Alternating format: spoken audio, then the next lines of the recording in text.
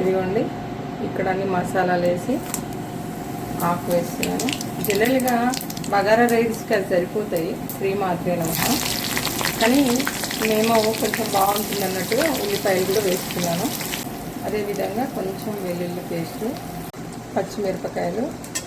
అయితే అండి ఇక్కడ ఒక్కటి మీరు గుర్తుపెట్టుకోండి, మేము ఆవు నెయ్యి వంటకు అదే, మేము దీపారాధనకు అదే, ఎందుకంటే భగవంతుడికి ఎప్పుడు అలాగే చేయాలి.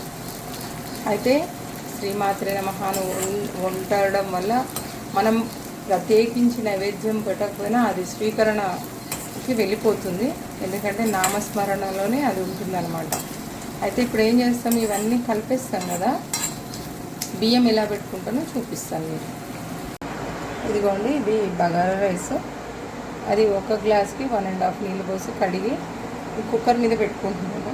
అదేవిధంగా సరిపడే ఉప్పు వేసుకుంటున్నాము. సమయాభావం వల్ల మేము ఇంట్లో గబగబా అందరికీ సరిపడే విధంగా రైస్ చేసుకుంటున్నామండి.